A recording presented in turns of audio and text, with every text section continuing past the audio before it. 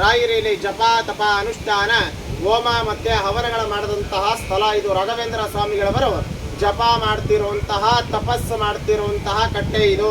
Place of meditation place.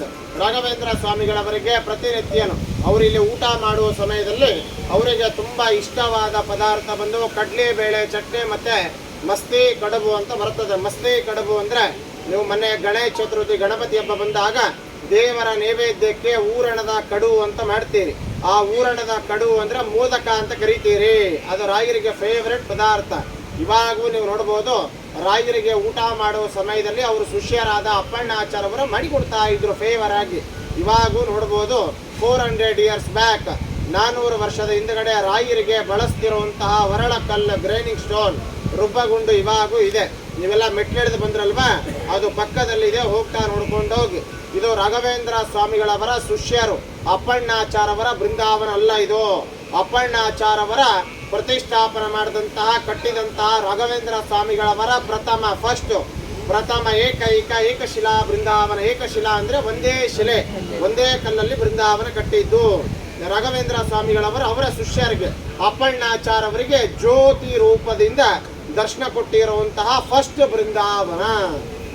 ಚೆನ್ನಾಗಿ ಗಮನಿಸಿ ನೋಡಿ, ಒಂದೇ ಶಿಲೆ ಕಾಣಿಸ್ತದೆ. ಈ ತರ ನಿಮಗೆ ಬೃಂದಾವನ ಈ ಕ್ಷೇತ್ರದಲ್ಲಿ ಬಿಟ್ಟರೆ ನಿಮ್ಗೆ ಎಲ್ಲೂ ನೋಡ್ಲಿಕ್ಕೆ ಸಾಧ್ಯ ಇಲ್ಲ.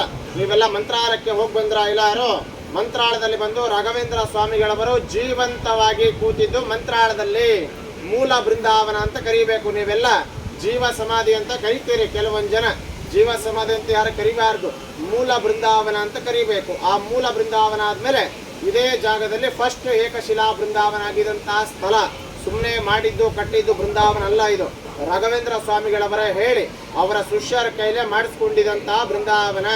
ನೀವು ಬಂದಿದಂತ ಈ ಜಾಗ ಮಾಮೂಲಿ ಕ್ಷೇತ್ರ ಅಲ್ಲ, ತುಂಬಾ ಜಾಗೃತವಾದ ಕ್ಷೇತ್ರ. ಇವಾಗೂ ಬೆಳಗ್ಗೆ ಮುಂಜಾನೆ 4 ಮತ್ತೆ 4:15 ಸುಮಾರು ರಾಘವೇಂದ್ರ ಸ್ವಾಮಿಗಳವರು ಮತ್ತೆ ಅಪ್ಪಣ್ಣಾಚಾರ್ಯವರ ಬಂದು ಇವಾಗೂ ಅವರು ಸ್ನಾನ ಮಾಡಿ ಹೋಗ್ತಿರುವಂತಹ ಪ್ರತೀತಿ ಇದೆ. ಕೆಲವೊಮ್ಮೆ ಅವರ ಅಜ್ಜಿಗಳು ಬಿದ್ದಿರ್ತವೆ.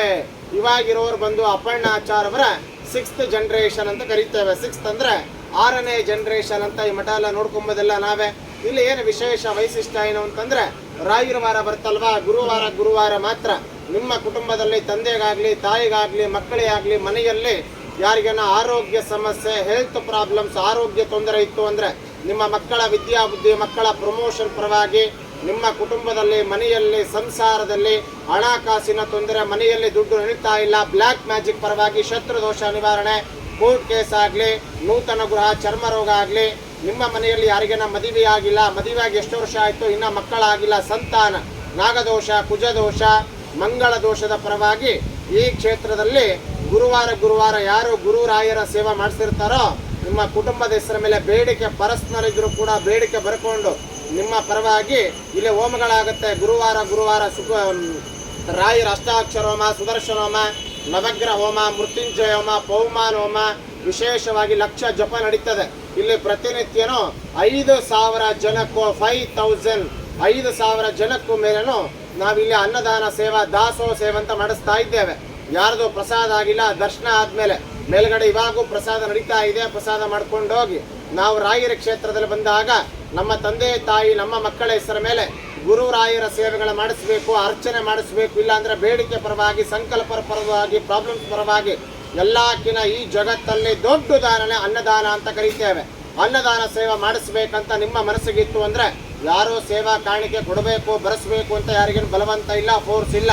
ಕೊಡಬೇಕು ಅಂತ ನಿಮ್ಮ ಮನಸ್ಸಿಗಿತ್ತು ಅಂದ್ರೆ ರಾಯರ ಹತ್ರ ಪ್ರಾರ್ಥನೆ ಮಾಡಿಕೊಂಡು ಕೊಡಬಹುದು.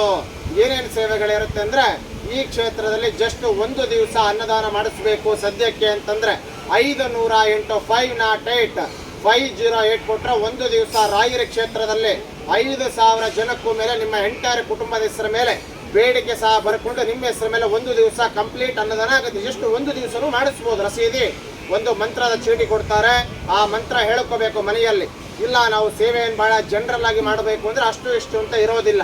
ನಿಮ್ಮ ಮನಸ್ಸಲ್ಲಿ ಏನು ಬೇಡಿಕೆ ಇದೆನೋ ರಾಯರ ಹತ್ರ ಹೇಳ್ಕೊಂಡು 50, 100, 200, 300, 400, 500 ಕೆಳಗಡೆ ಎಷ್ಟು ಬೇಕಾದರೂ ಕೊಡ್ಬೋದು. ಜನರಲ್ ಆಗುತ್ತೆ. 508 ಅನ್ನದಾನ ಪ್ರಾರಂಭ ಆಗುತ್ತೆ. ಬೇಡಿಕೆ ಸಮೇತ ಹೇಳಿ ಬರ್ಕೊಂಡು ಒಂದು ದಿವಸ ಅನ್ನದಾನ ಆಗುತ್ತೆ, ರಸೀದಿ ಕೊಡ್ತಾರೆ ಇದಕ್ಕೆ. ಇಲ್ಲ 1 ತಿಂಗಳು ಮಾಡಿಸ್ಬೇಕು ಅಂದ್ರೆ ಆರೋಗ್ಯ, ಮಕ್ಕಳ ವಿದ್ಯಾ ಬುದ್ಧಿ, ಉದ್ಯೋಗ, ವ್ಯಾಪಾರ, ಬ್ಲ್ಯಾಕ್ ಮ್ಯಾಜಿಕ್ ಪರವಾಗಿ ಮಾಡ್ತಾರೆ. ಕೇವಲ 1508 ಸೇವೆ ಮಾಡಿಸಿದ್ರೆ 31 ಡೇಸ್ ಅನ್ನದಾನ ಸೇವೆ ಆಗಿ, ಅಭಿಷೇಕ ಆಗಿ, ತಂದೆ ತಾಯಿ ಆರೋಗ್ಯಕ್ಕೋಸ್ಕರ, ಮಕ್ಕಳ ವಿದ್ಯಾ ಬುದ್ಧಿಗೋಸ್ಕರ ಮಾಡ್ತಾರೆ. ರಾಯರ ಒರಿಜಿನಲ್ ಫೋಟೋ, ರಾಯರ ಸಿಗ್ನೇಚರ್ ಫೋಟೋ ಕೊಡ್ತಾರೆ. ಪ್ರಸಾದ ಮುಖಾಂತರ ಫೋನ್ ಪೇ, ಜಿಪೇ ಕೂಡ ಮಾಡ್ಬೋದು. 1 ವರ್ಷ ಮಾಡಿಸ್ಬೇಕು ಅಂದ್ರೆ ಕೇವಲ ಪರ್ಸನಲ್ ಇತ್ತು ಅಂದ್ರೆ ಮಾಡಿಸ್ತಾರೆ. 2008 2508 1 ದಿವಸ 1 ತಿಂಗಳಲ್ಲ, 1 ವರ್ಷ ಆಗುತ್ತೆ. 365 ದಿವಸ. ಇದರಲ್ಲಿ ಯಾರಿಗೆ ಮದುವೆ ಆಗಿಲ್ಲ, ಮಕ್ಕಳಾಗಿಲ್ಲ, ಸಂತಾನ, ಕೋರ್ಟ್ ಕೇಸ್ ಪರವಾಗಿ, ವ್ಯವಹಾರದ ಪರವಾಗಿ, ಬ್ಲ್ಯಾಕ್ ಮ್ಯಾಜಿಕ್ ಪರವಾಗಿ 48 ಹೋಮ ಆಗುತ್ತೆ. ರಾಯರ್ನ ನೋಡಿ ಬಿಡಿಸಿದ್ದು ಫೋಟೋನು ಕೊಡ್ತಾರೆ. ನಿಮ್ಮ ಮನೆಯಲ್ಲಿ ಗುರುವಾರ ತುಪ್ಪ ದೀಪ ಹಚ್ಚಿ ಆ ಮಂತ್ರ ಹೇಳ್ಕೋಬೇಕು.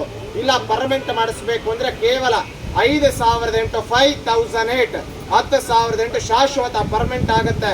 ರಾಯರ ಮೇಲೆ ಹಾಕಿದ್ದು ವಸ್ತ್ರ, ಫೋಟೋ, ಇದರಲ್ಲಿ ಪರ್ಸನಲ್ ಇದ್ರೆ ತಂದೆ ತಾಯಿ ಹೆಸರ ಮೇಲೆ ಮಾಡಿಸಿದ್ರೆ ಎಲ್ಲರಿಗೂ ಬರ್ತದೆ. ನಾನು ಹೇಳೋದಲ್ಲ, ಪೂಜೆ ಮಾಡಿಸಿ ಹೋಗಿ 20-30 ದಿವಸದ ಒಳಗಡೆ ಫೋನ್ ಮಾಡಿ ಹೇಳಿದ್ದಾರೆ, ಸ್ವಾಮಿ ನೀವು ಹೇಳ್ದಂಗೆ ಆಗಿದೆ ಅಂತ. ನಾವು ಮಾಡೋದು ಏನು ಇಲ್ಲ. ದೇವಸ್ಥಾನಕ್ಕೆ ಬಂದವರು ಅರ್ಧಂಬರ್ಧ ಕೇಳಿ ಹೋಗ್ಬಾರ್ದು. ಗುಡಿ ಸ್ಟೋರಿ ಆದ್ಮೇಲೆ ರಾಯರ ಮೇಲೆ ಇಟ್ಟಿದ್ದು ಪ್ರಸಾದ, ಮಂತ್ರಾಕ್ಷತೆ, ಎಲ್ಲರಿಗೂ ಅಕ್ಷತೆ ಕೊಡ್ತಾರೆ. ಎಲ್ಲರೂ ಅಕ್ಷತೆ ತಗೊಂಡು ನಿಮ್ಮ ತಲೆ ಮೇಲೆ ಹಾಕೊಳ್ಳಿ.